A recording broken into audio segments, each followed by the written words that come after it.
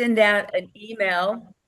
I send out an email to everyone following these sessions with the recording and the deck that Sanjay is going to use, so you guys can look at it later. And there's been 3 or 4 people that have contacted me this morning and said they had other commitments pop up, so they were excited that everything was going to be recorded and they would get all that. So we always start out, guys, with introductions so that Sanjay knows who's in the room, okay? You're introducing yourself to Sanjay. And as we always do, who are you? Where are you? And what do you do? And I'm going to start with the first person on my screen, which is Margie. Can you start? Oh, Introductions? hi everyone. My name's Margie Harris. I live in Houston, Texas, and I'm currently in transition, but doing some consulting work regarding HR strategy. Lovely. Thank you. Great. Thanks. I'm glad you're here, Margie. Thank you, Cindy. Rob. Good morning, good afternoon, everyone. I'm Rob Bacher coming to you from Dallas, Texas, where we're going to break 100 for the 5th day in a row, I think. Uh, I'm a human capital leader, having worked both in consulting and in corporate America. Currently doing my own thing as an interim fractional HR leader, really positioning around AI and what the future of work will mean from the changes as a result. Thank you. Thanks, Rob. I'm glad you're here. And yeah, I've heard from several people this week that Dallas is pretty hot. Danny. Oh, by the way, you guys, Danny's going to be one of the guest executives with Emily Porter on Thursday in our Thought Leadership Forum. Thank you. Danny, introduce yourself. This is Danny. I'm CEO for Map Communications. I've been in this role for almost 2.5 years, and prior to that was in a CIO role.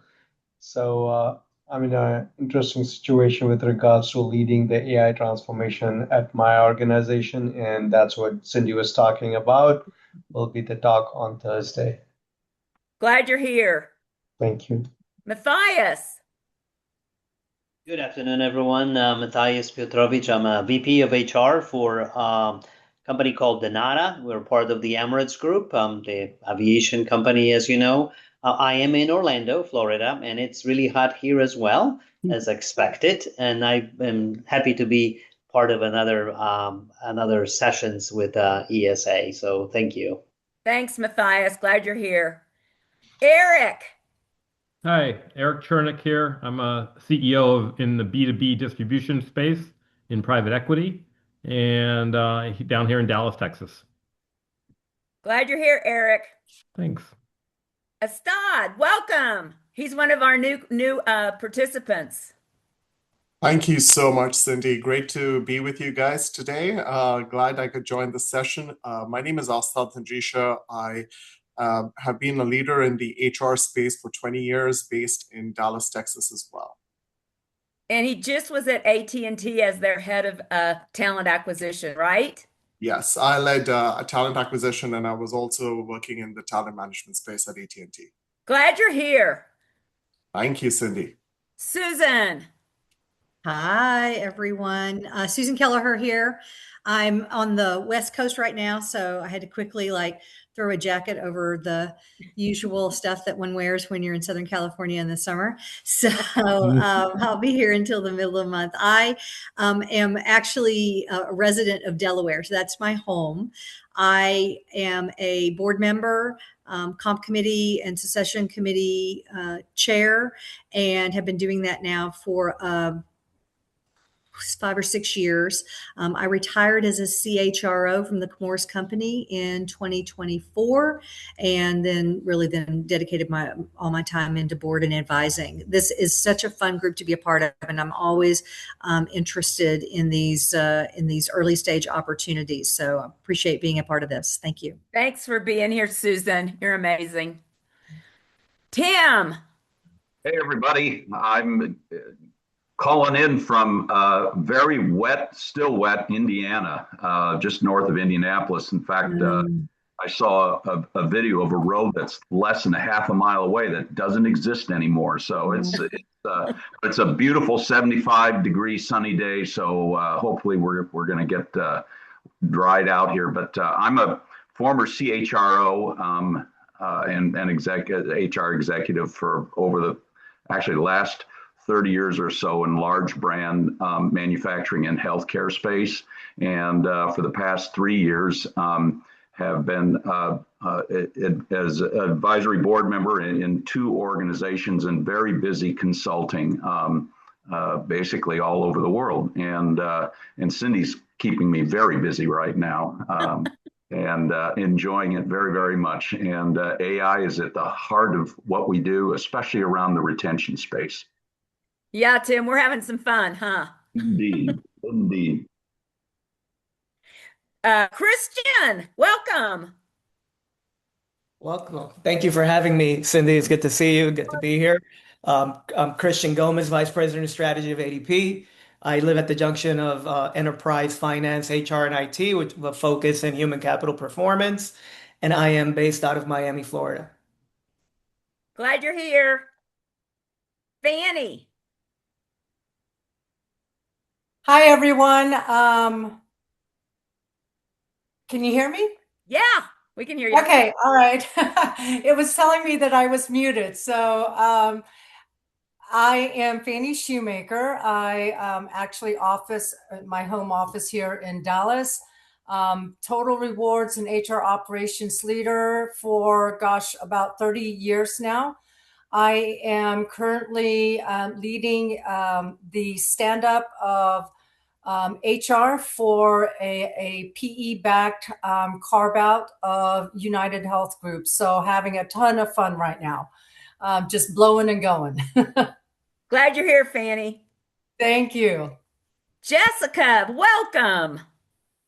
Hi, Cindy. Thank you. Excited to be here. Jessica Carpenter, and I lead HR for global growth section of our business, and I work for a company that is a construction solutions and steel manufacturer. And where are you located? Oh, I am located in the current inferno of Dallas, Texas. Oh, yeah. That's for sure. Katrina.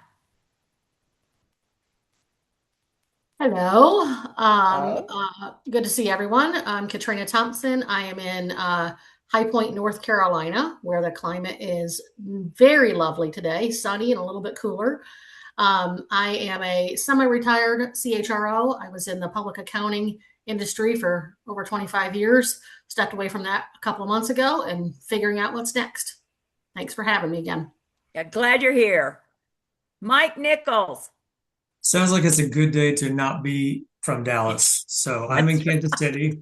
That's right. Right. For those of you who do take the time to put the recording back out to us, I really appreciate that. I missed the last couple, and so it's been very, very helpful. So thanks for the extra effort. I spent 35 years in the corporate world and then launched my consulting firm about 2.5 years ago. I work in the areas of succession, leadership change, leadership pipeline development, and do quite a bit of executive coaching through that as well.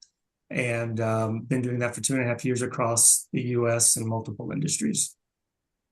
Glad you're here, Mike. Megan Barnes. Hi there. Sorry, I had to unmute. I'm Megan Barnes. I am an HR leader, and I have also run a consulting company for small to mid-size HR or companies that are trying to scale their HR departments. And I am in Kansas City. Glad you're here, Megan. Thank you. Shannon. Are you muted? Sorry, I had to find my mouse. That's what I had to find. Hi, all. I'm Shannon Thomas. I swear I'm not this bad with technology usually. I'm also an HR professional based in Philly, 25 plus years, most recently a CHRO. I have officially launched my job search this week. So interested in work, the intersection of enterprise strategy, operating model, people, and technology. But I'm also very interested in advisory too. So this has been fascinating learning about these startups and seeing how I can help. So glad to be here. Glad you're here, Shannon. Ficus, welcome. Yeah, thank you, Cindy, and good afternoon, everyone. I am Vikas Walli. I'm from sunny Chicago today, and hoping the summer extends as much as it can. I was most recently the CIO at Elevance Health. It's a Fortune 20 healthcare company. And right now, looking for my next opportunity. But in the interim, I'm supporting some large payers with their agentic aspirations in terms of scaling AI operating model and also helping startup companies with go-to-market strategies. So glad to be here. Glad you're here, Vicus. Rich, welcome to you.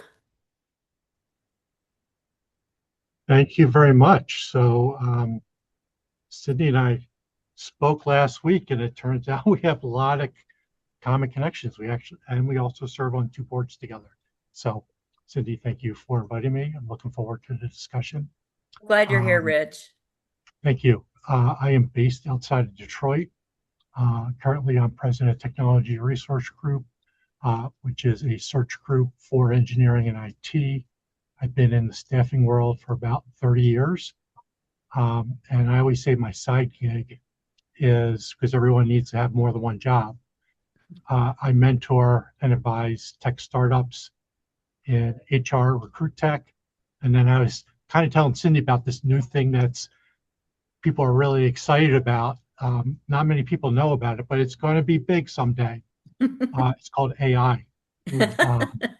So somehow I've been looped into that world because there isn't a product these days that doesn't have AI embedded in it somewhere, and especially in human capital. So looking forward to the discussion. Thanks, Cindy. And Rich came through Jeff Wald. So a lot of you guys know Jeff. So, okay, have I missed anyone but Marilyn? And I think we've got everyone. Okay, before I turn it over to Marilyn, I just a reminder, you guys, we love your questions. We're going to let Sanjay do his presentation, and then raise your hand. You can come off mute, but don't put your question in chat. We want you to actually have a conversation and discussion. So raise your hand or come off mute and ask your question. And with that, I'm going to turn it over to my wonderful partner, Marilyn, who brings all of these amazing startups to you guys. Oh, and Cindy, it's been such an honor doing this. And I just want to say how much I've really appreciate getting to know y'all and the consistency of our community. And we've started to have, individual and one-on-one conversations. And one of the magic things that has been happening is we're getting referred in. So we had, I think, 2 or 3 from Jeanette who had just rolled off of 8x8. And then also Carolyn Schneider, I think, has given us several. So Cindy and I are looking at 2027. We're trying to think, do we still do this once a month? Do we go for twice a month? We're trying to figure out, do we have a little bit stronger vetting before we come in? But we're trying to, thank you. And if you have anyone to introduce us to, let us know. And with me, joining me today as guests are Megan Tanner, who is our assistant. And thank you for everything that you do, Megan. And again, happy birthday for last week. And she's just got another circle around the sun. And Megan helps us. There was a survey. And even though Rick Beyer, who is consistent, I don't think he's missed one survey for our startups, but any feedback that you can provide our startup, Sanjay, today would be just deeply appreciated. And anyone listening to the recording, if you could provide that as well. So the link to the survey, Megan Tanner will put this into chat. And but I'd like to tell you a little bit about our program. We've got a couple of new people here too, and tell you the story of how I met Sanjay. So just a little bit about the program for reinforcement is we, on a monthly basis in a unique format, we bring some of the newest and most innovative technology plays to you. And typically we're pretty early stage, although that is not always the case. And it's really, are we ready?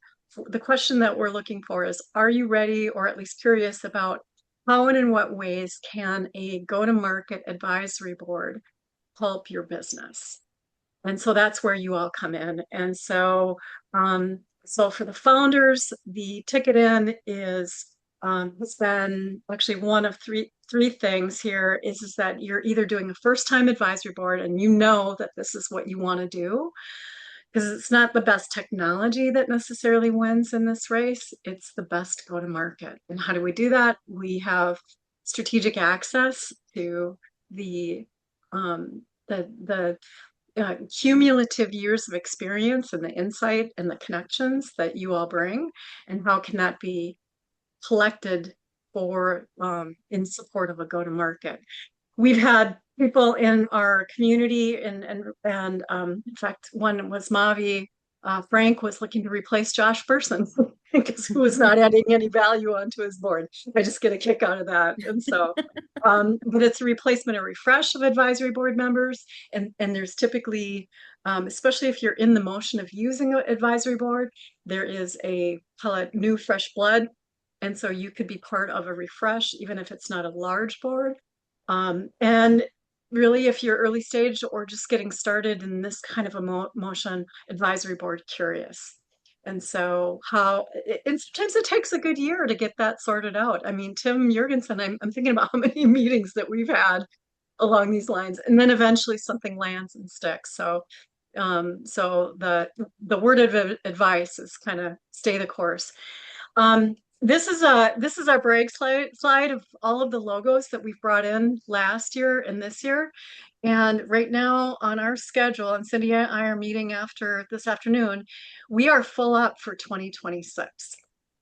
And so if more come in, we got to figure out what to do with the great tech that exists. So we're not sure yet. We'll figure that out. And I am just so excited. I got introduced to Sanjay and his really great idea, the Agentic OS, from my longtime friend and business partner, Shrikant. Shrikant, I'm going to butcher your last name. Shrikant, we'll have you do an introduction as well. Shrikant has been a executive with a company called Harbinger Group, and I call them the tech behind HR tech, although they do a lot more than that. And when, for those of you who have seen Galvaco, which is the company that I am co-founder of, when Galvaco needed to go and take the MVP that we had created and basically harden that tech for enterprise use, there was one company that I knew could do the best job on the planet, and that was Harbinger Group. And Shrikant, we were talking, I don't know, a couple months ago, and he said, "Hey, I've got this thing, and I want to introduce you to Sanjay." And when we had a preliminary meeting and Sanjay shared his materials, it was like, Zoom, I know what to do with Sanjay. We got to bring him in. And so, Sanjay, it's really an honor. And so we will have Harbinger Group in. I think Harbinger, I think you qualify. So we will put you on the 2026 schedule. But maybe Shrikant, if I could have you introduce, and then Sanjay will hand the mic over to you to share the story of how you came to this great idea. Sure. So Shrikant. Sure. Thanks, Madeline. Thank you for the partnership over the last 8-10 years. It's been wonderful collaborating with you, knowing the HR space along with you. And thank you for giving the opportunity to Sanjay and also to me later to present what we do. Very briefly, I'm based out of India. I go back and forth with US like every 3 to 4 months, attending conferences, events, and so forth. I'm the president and chief technology officer at Harbinger Group. Harbinger, I go back 30 years. That's when I joined Harbinger. We are a 35-year-old company, and we primarily work with HR tech companies building HR software and also helping mid-size and startup companies implement their HR solutions with enterprises. So that's what we do. I will look forward to an opportunity to talk to all of you, but it's great being in your presence. Over to you, Sanjay. Thank you, everybody. I'm just going to share my screen and would love if somebody just confirms if they can see. Just one sec. Can you see? Yes. Yes, we can. Awesome. Okay, so first of all, I heard everybody introduce themselves. Good morning, everybody. Super excited, really, to be on this call, and I'm looking forward to having a great conversation today. And thank you for having me, Madeline and Cindy, and giving this opportunity. I think for startups, this is a little bit of gold dust, getting feedback. Just before I start, I just wanted to do a quick show of hands. How many of you, you've sat in a room with the business, asked why AI training and tools didn't actually land any organizational impact? I've seen lots of companies invest a lot of money on tools and a lot of money on training, but none of them has translated to any P&L impact. Would love to get a sense of show of hands, just in case that is something that resonates. And I'll tell you a little bit of my backstory after that. Oh, that's Rick. I can see your hand up. And those who want to pick, there is a React. You could just use React and raise your hand just in case that helps. Okay. Thank you. So a little bit of myself before I get into talking about the company. I spent around 30 years in this industry. If I were to split that logically, it's been half of it has been building enterprise technology for different kinds of industries, whether it's BFSI, CPG, telecom, utilities, and so on and so forth.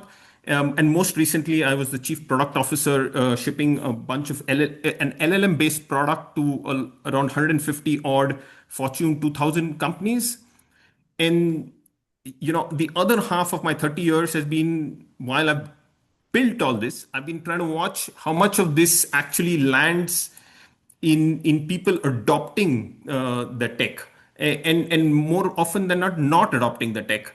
And therefore I started this company because I saw that a lot of technology is getting built, but the crux of making it run is actually the human, and therefore me as this company, which is the Agentic OS as a company, is focused on one thing and one thing only, which is about human readiness.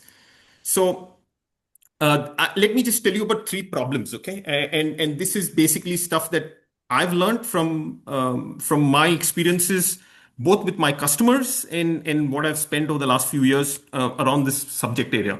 So first is growth. So across agentic enterprises, I've seen AI spend is scaling faster than human readiness. And I'm sure for a bunch of us talked about AI. The smarter your agents get, the more it matters as to who is driving them. And what I've seen is growth normally stalls at the edge of human readiness. It's not about skill, and most companies or enterprises that I have seen seem to be only measuring skill as against human readiness. The second is interesting. A lot of it was about liability. And I think a bunch of y'all must have heard about what happened with Air Canada. If you're not, that's a good enough Google event to go back and research. But pretty much every AI regulator wants one thing that I've started to see. They want a human proven fit to oversee the machine. And 5 places in the world have already asked for the proof. More are coming. So, for example, there is the EU AI Act, which is already in place, which activates itself in 2027. There is FCA in the UK. There is Texas. There's California ADMT. There is FINRA, which is around 3,500 odd organizations that are writing, pretty much what. It's not about having a human in the loop, just so that I clarify. It's about proving that they are qualified. And all of these different organizations are writing laws that are all pointing to the same direction. And therefore, this is not a line item that can pretty much be deferred, at least starting 2027. The last but not the least is an interesting thing about compounding. I think this is something that is there on the back of my screen as well. Agents capability change, give or take every 90 days. I know in insurance it may take maybe 180 days, but maybe in CPG and retail it's a lot faster. And that gap grows quietly every cycle that nobody checks if the human is ready or not, because the machine is capability is evolving so fast. So usually people come back and say our people are skilled, and that doesn't hold up when something goes wrong. And that was the proof point that Air Canada came up with. And therefore, getting one named person certified for the exact call that person is going to make, or judgment that the person is going to make to that machine is very important. These are broadly the 3 points that I have seen come up repeatedly, and specifically the liability is the one that is focused on the why now. If I were to just very quickly just clarify, we are not and we don't claim any broad AI literacy guidelines. We certify one thing: is this person ready for this agent right now in a way that holds up to an audit? That's pretty much what we do. We are basically a governance and certification layer for enterprises. And I just wanted to maybe share one of our clients.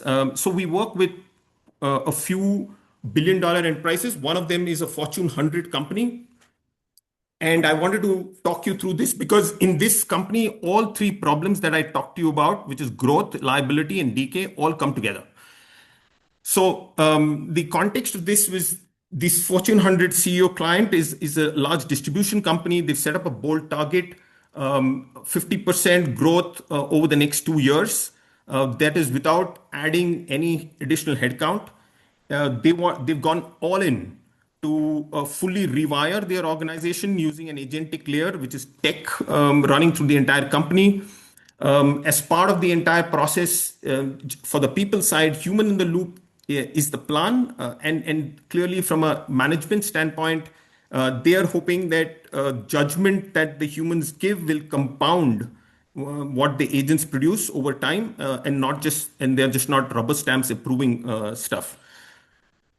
So there were 3 challenges that at least got placed in front of us. The first one was, as they were scaling agent deployments across 3 functions, I'm not naming. So one is FP&A, the other is something called Cloud Ops, which is order to cash pretty much, and function by function.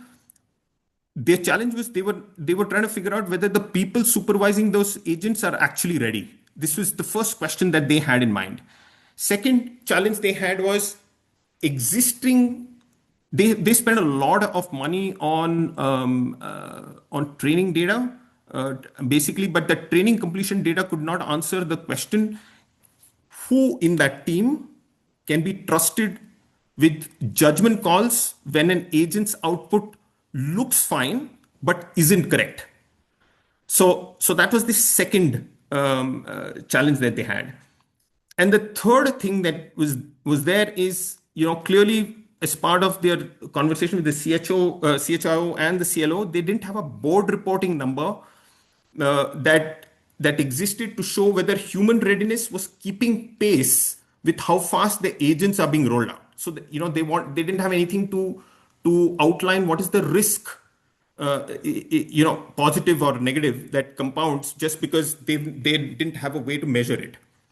So what we're doing with them is basically one, giving a composite readiness score per person, per function, refreshed every cycle, so that leadership knows is the gap with respect to human readiness and all the spend they're doing with the technology rollouts and capability evolution. Is that gap reducing or is that expanding?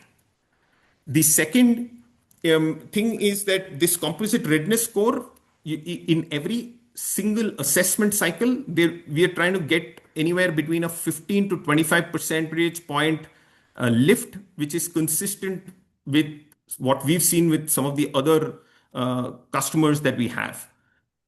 And last but not the least is, what they're also wanting to do is, all this is and this is stuff that we've just modeled. It is still not yet, we have to, and I'll tell you why it's modeled. It's modeled reduction in human review for every certified staff taking on more exception volume. Typically, it's around 10 to 20% in the first quarter post certification. So we just finished a quarter, and then we're going to figure out, how if what we modeled versus what we are achieving, is it in the same range or not? So give or take, basically, we as a company are trying to solve for these challenges, and variations of these challenges are things that we're doing with some of the others. And maybe that's a conversation that as we get along. So if I were to, and I see some of y'all are also playing great advisory roles. So if you're on a board today, this is probably an exact question that is going to land in a boardroom that you're already in. Is human readiness, are you ready? Is there a way to measure human readiness? How do I control liability? And this difference between activity and reporting risk is what we offer. The business outcome of that is, you're able to scale faster because your humans are giving the right judgment to the machine, and therefore agent autonomy increases. What I mean by autonomy is, let's say earlier it was doing 20% of the volume, now it does 40% of the volume, and so on and so forth. So it's growing. It helps you control liability because you have a proof point, auditable proof point as to who in the chain made the right decision or made the wrong decision, because of which they need to know what is the gap to correct. And last but not the least, this is done every quarter because pretty much so this is not a one-time setup. This is pretty much a runtime setup. Every quarter, we go through the assessment, we go through finding out the gaps, we prescribe how the gaps need to be closed, and then do a re-verification setup. So I know I've spoken a lot. I would love to have a little bit of a conversation to, and get sense of, is this something y'all are seeing in your business? And I know most of y'all are from different industries, so would love to have a conversation and some of the content that I have shared on the deck, which is what the product is, etc. Would love to do more one-on-one then on this setup. I'll pause, take questions, and stop sharing. Oh, and just one question before we open it up, Sanjay. If you've, and it could be again, you're just getting started here, so sensitive to that. Do you have any initial thoughts on what you're looking for advisory board members, or is this kind of like, let's see what this experience brings? Please feel free to be candid. No, I think it's both. So clearly, one is this is an interesting forum, and I see varied experience levels. And I think the most important thing is I'm specifically looking for an advisory board where there is a lot of expertise on HR that comes in together. I have built a lot of tech. I understand agents. I understand business operations. I have not played the HR role, and that's a gap the way I see in my company. And therefore, somebody on the advisory role playing that role helps complement what I want to do, go into the market. And that's, a key gap that I want to close through this forum or otherwise. Thank you so much. Great. Questions and reactions along these lines? I can jump in. This is Katrina Thompson. That was fascinating. I think that this is a real need. I think I mentioned in my introduction, but I spent my career in public accounting and consulting. Public accounting is highly regulated, and they are, of course, looking at AI like everyone is. And there's a lot of fear for all of those things that you mentioned. So I'm curious, like what industries are you targeting at this point in time? And by the way, I think public accounting would be a very good one. I think there's a heavy need in that space, but anything that's highly regulated, I would think this would speak to. Yeah, so I think that's a great question. Now, there are a few industries that I feel, the most important industry is probably healthcare in the US. So there is in Arizona, they've already raised a law that prevents any claim decision taken directly by the agent without a verified human in the loop. So that's clearly a liability that companies would end up taking up. So that's in something y'all can research. So that's one. Two is I see a lot of companies betting, which is pharma and distribution, because their companies have got very thin margin. I mean, at least the distribution companies have got very thin margins. They want to increase their revenue, and they are going all in to Agentic. So this Fortune 100 company to engage a small startup like me at a global scale is just maybe a proof point of how important it is for that sector. But pharma definitely is another setup. Outside this, everything else, for example, I think the FINRA example is 3,500 companies get impacted because of the FINRA regulation. that's an entire segment by itself. Just to give you a sense of how big this is going to be. And most of these laws are going to kick in only in 2027. So different parts of 27, early 2027 to late 2027. So there is some time, and I'll just leave this at that. But just one interesting article I read from an AI thought leader. His name is Pascal Bornet. For some of y'all who may have heard about him, he talks about his experience with healthcare on exactly this point, and how doing a human readiness is a modest investment to begin with, but not doing it is basically the entire cost of building systems, redoing work, and that for him ended up as a bill of $2.3 million. Sanjay, there were as we had our initial introduction from Shrikant, there were two things that really that I really keyed into to bring you in. One is, and I didn't mention it in today's introduction, but I do serve as the board president for a local nonprofit called Learn, Leading Edge Human Resource Network. And we do in-person events for usually at the corporate headquarters of our local community. So we were out at Allianz on May 7th, and then their L&D team presented what they had done for doing call it a one-time assessment for their mainly white collar workforce. Yeah. But all of that effort will decay in 3 months. Yeah.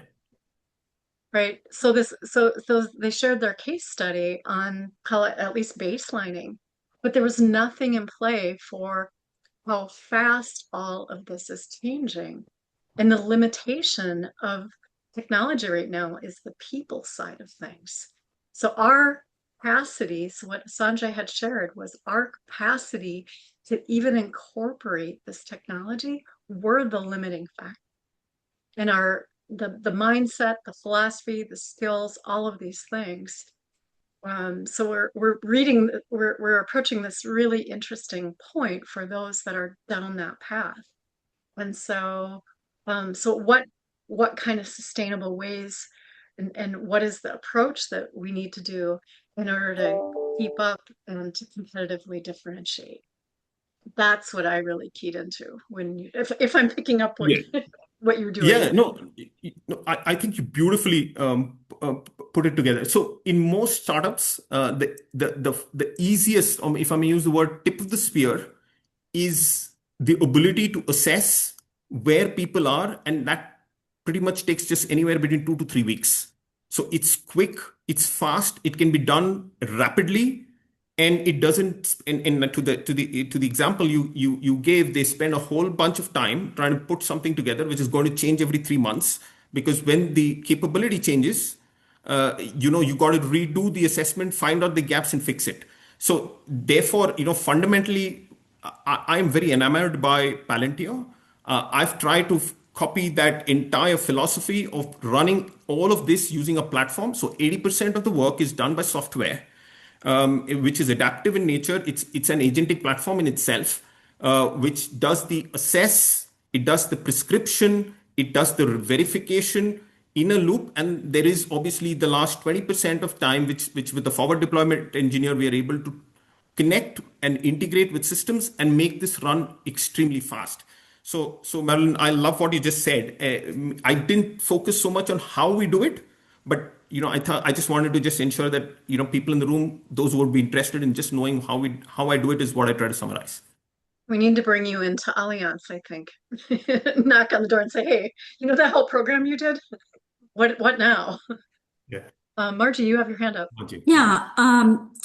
I think what you're doing is fabulous. And, working in organizations where, there's an extreme, I think, with AI adoption, I guess. And when you think about, you take your services going forward, and I know you said you're not certifying. What were the words? We It's certify not about AI literacy. if Yeah. a person is ready. Do you think your services then, what you might want to explore is the fiduciary liability you might have, that if you go out and certify someone. And for instance, in accounting, someone mentioned accounting, and I'm working with an accounting roll-up, and they're convinced that using AI, it's going to basically eliminate the human accountant, entry-level accountant, and say you were going to certify this. I'm just wondering how, if there was any remediation or any fiduciary exposure you would have by certifying someone and their situation goes belly up. I was just thinking about your security, because I think it's very necessary. No, absolutely. So there are two things that, Margie, that at least I have seen in enterprises. A lot of people in enterprises adopting AI don't know what's going to happen with their careers. They don't know how they need to evolve so that they are still relevant in the room as agents and machines, take more and more space. That's the first part. The second part of the answer is today there is no process that is auditable in nature to see. Once you have a process and you have an audit, and if something is broken, you know what to fix.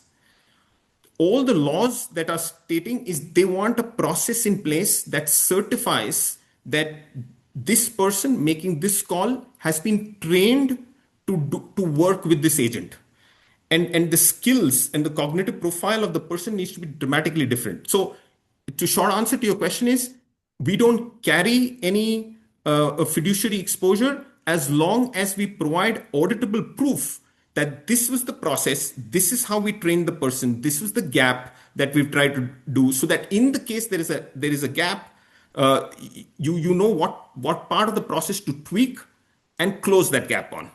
Because at no point because speed is so fast, to Madeline's point, if every 90 days capabilities evolve, humans normally don't evolve at that pace. So there will always be a gap. It's all about narrowing the gap as against making it zero. It's just changing so fast. I don't know if I'm making sense to you, but I just No, I wanted think to. you're right. I was just thinking about, I'm thinking about the business and who you'd sell this to. And I think there's a big market for risk managers, and you could say what you want about CIOs, but I don't know if they think like someone that's involved in risk. And that's Yeah. what you're trying to do, is mitigate the risk in the exposure, Yeah. right? Right. Yeah. There's Thank you. agility. There's a risk of doing and not doing, and like agility, and then process at the speed of change. Yeah, I think I saw that as hand up, and Rob, one of I think I saw that. Well, we've I got a think couple of hands. No. Hey, thank you. Marilyn, I trust it's okay to ask a question. Oh yeah, of course. Okay. Hey, Sanjay. So thank you so much for this. This was, I really like the way that you're thinking about this, and I appreciate the background you gave about the evolution from L&D. And I thought that the problem statement you made about L&D not reporting activity but reporting on risk, I thought is very, very insightful. So I would say that is something, given your background, having seen LMS systems and having implemented that, I can say that as you definitely have an idea and a germ over there that kind of builds in. For me, a lot of what you're trying to build in kind of goes back to this area around COEs, or who are the subject matter experts, the SMEs in that space. Mm-hmm. Right now, typically, if you think about the architecture of agents, and as you talked about it, there are SMEs who sit on top of agents who monitor that. Agents may evolve every 90 days, but the subject matter may or may not evolve every 90 days, right? So if I give an example of healthcare, for example, you may have more agents getting better and better, but the actual subject of healthcare, billing, insurance, maintenance, whatever, those fields will stay within the legislative or the legalistic background. And part of agents also is agents learn, build, kind of continue to grow better at decision making. When you look at the marketplace, are there agents that are essentially for me, there's almost that element of agents creating certifications for the people who are working on them, right? So you're building that extra layer on top. I'm just looking at agent architecture evolving, where it becomes it certifies the people or the subject matters who are people who are working on it, right? And for me, because again, you spoke about it very well about like which areas, you talked about FINRA on one end, healthcare on another end. I like the idea of that focus. But for me, for any certification that your team offers and thinking about the Palantir model, right? Do you have the subject matter experts and the thought process or the focus in which industries that you would want to certify, have that expertise in? Because that for me sits over and above agent verification. You're absolutely spot on. And, for that, I think from an accreditation standpoint, especially in finance and accounting, there's an industry body called AICPA. Basically, we are trying to work with them to ensure that we pick up a couple of workflows in finance. So all of these industry bodies also don't know how is it, they need to check whether they need to change any of the regulations, the way they operate. So they themselves are exploring because this entire technology is, as maybe less than a year old. To be more precise, maybe November 2025 is when I think most of the industry is started to wake up on the capability itself that has got to a particular level of maturity. So short answer on the accreditation side is I've tried to pick finance and accounting because it is a horizontal across all industries.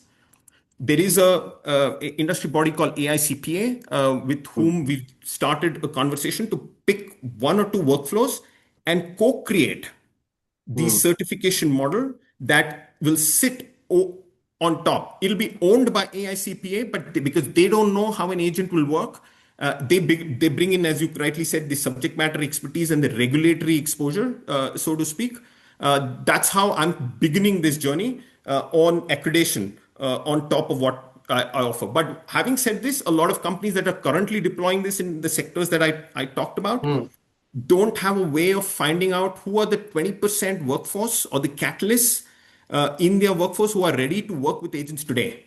So that's why I'm seeing more traction also in companies wanting to quickly, to Marilyn's point, do an assessment, get a sense of who are the people that they need to hold on because they can work in the new world much better than the people who work in the old world while they train the others as they adopt. So that's where this is. Hopefully I've answered the question. No, Sanjay, you structured it well. I think to your point, right? One is the the capability inventory in people's own companies about managing agents of the future. And then kind of it will be the upskilling and the rest of it. So appreciate you that. And I appreciate the conversation on the vertical as well, because I think besides the verticals, there'll also be where people are creating the most number of agents. And that automatically leads into your go-to-market strategy. Yes, absolutely. Rob? Yeah, great discussion, Sanjay. Very interesting topic. Curious in terms of what you were talking about gaps. Are there certain buckets or pillars or categories that you kind of group that into? When I think about it, I have my own view about this, having read some different white papers on the topic, and skills is one of them. But beyond that, it's other things that one area I'm kind of focused on is even just workflows, and just sticking AI in something that's not a great workflow is not necessarily going to be very productive. Yeah, so Rob, essentially as a part of the company, we've researched, I think Spencer and Spencer and IBM Business Value. Basically, we looked at a bunch of white papers that did, and there's a Stanford data point on companies that on how humans react working with agents, and we focused on 4 de facto dimensions, so to speak. The first one is what I call the human AI collaboration dimension, which is there a way that I have the ability to work with an agent and be able to judge whether the agent is right or wrong? Yeah, so the ability to question it critically so that I don't accept all outputs. The second dimension is change adaptability, which is because this is going to change every, let's say 90 days, it's just a number. Do you have the ability to adapt continuously as a human? So that's the second dimension. The third is just agentic AI fluency. I think this all of us would have. Do you understand the technology on what it can do and what it cannot do? And that enables you to understand, and flag off an issue much before then somebody else coming in later. That's the third thing. And last is this is just responsible AI practices. So there are a whole bunch of industry bodies that are put together so that you can ensure that the human is the final guardrail to ensure that anything that the agent is doing runs within that guardrail responsibly. So responsible AI practices is the fourth dimension, if you will. These are four de facto. There are two more that are optional depending upon the organization. We activate it or not, just to give you a sense of how we work. Oh, that's great. No, that's very helpful in understanding sort of the process and how you score that result. Yeah. Danny? Hi, great presentation. And just wanted to get your feedback with regards to, I think Margie mentioned regarding GRC requirements, governance, risk, and compliance, and those best practices. What are your thoughts of embedding, as you learn, embedding those GRC best practices right into the skill sets of the agent development itself? So human in the loop is really focusing on data related anomalies that are deviating the result set versus focusing on the actual requirements which keep on changing. So in my mind, if I'm thinking, I would rather put that into the agent skill set. So this data that you have feeds back into the agent development. So it's embedded within the system. And that being the case, if you have, for example, you are notating your data based on and data labeling based on PII, you know for sure in this particular industry, this 5 data sets are PII. So any agent that you build in an industry, in that organization, you are now reaping the benefits of data labeling and hence building the GRC rule sets right into the skill set. And then a human just really ensures that is that the right name, because probably my first name might be not tagged properly or labeled properly or whatever that might be. So what are your thoughts with regards to changing the GRC level right into the skill sets versus in the human hands? So yeah, just for everybody, GRC is governance, risk, and control. Just for those who don't know, so GRC, I have there were two ways I want to answer your question. From what I have seen so far, guardrails are important. Then you can define the guardrails through either for GRC processes or for business processes. So those are guardrails. You can build a skills file and ensure that the machine reuses that. And you can use the human judgment that you receive repeatedly, which is the right human judgment. Now, the challenge is, how do you know whether that judgment, so there is a very good research paper which says that if a novice is given a machine and he or she were to interact with the machine and he or she is not trained, the machine magnifies the gap. But if an expert who knows what the machine can do and cannot do and gives feedback to the machine, that judgment is far more contributing to improving the overall agent autonomy. So now to answer your question, do I see this adding to GRC things? I haven't seen too many use cases in that area yet, Danny. I know Palo Alto Networks is working on that as an example. That's just because of a relationship that I have. But outside that, I haven't seen too many use cases in that area. I've seen a lot of use cases in traditional finance, in traditional business processes like claims processing, etc., but have not seen GRC because I think, and this is my hypothesis, okay, because I've not seen. I think in GRC processes, you need compliance at 100%.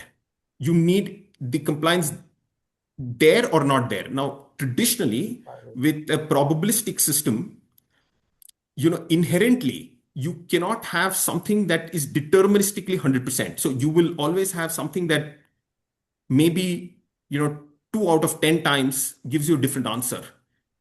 So it's food for thought for me, Danny, to what you just said. But I haven't seen too much of this in this specific area. And what I'm trying to tell you is just a hypothesis. If you've been in the space, would love to learn, so to speak, Danny. And just this is just throwing this out because the total addressable market for what you're trying to target is quite high, and agree 100%. But when it's rules-based system, when you have FINRA where you know it's a binary output, one suggestion is to put all of that within the skill set. So, and then obviously human has to, because there will be contradicting data sets which will lead to some hallucination. Hate to use that word, but there will be that deviation from what you would actually expect. But that's just one suggestion, because then you're trying to make those skill set more beefed up as over a period of time. Thanks. Thank you. Hey, Marilyn, I think Shannon had a question she put in chat. Yes, Do you want Sonia. to ask it, Shannon, or has it been answered? No, I think it's worth asking, and I know you're always like very diligent about time, so however best to handle. Yeah. We Let's take got this 3 as minutes. We got 3 minutes. Go ahead. Well, I've been listening in. I'm looking at your website too. What I'm trying to understand, one of the questions I most frequently hear asked is how do I know our AI investment is actually adding value for our organization? I don't necessarily mean monetary, but like adding value and achieving what it was designed to do. And then inside of our discussion, I think I've heard a few things about deployment skills, outcomes. So, for you, is this tool going to help maybe executive team measure outcomes in addition to some of the other things I've heard? It's a great question. So let me first give you an honest answer. See, because we're very early in it, we don't have a multi-year measured dollar figure yet to be able to state that this is the ROI, so to speak. But what I do know is that, verifying readiness before scaling, and this is what customers have taught me, verifying readiness as in human readiness before scaling, costs typically a few weeks and a modest budget line. But getting it wrong costs the entire investment in AI, the entire redo, and the trust all at once.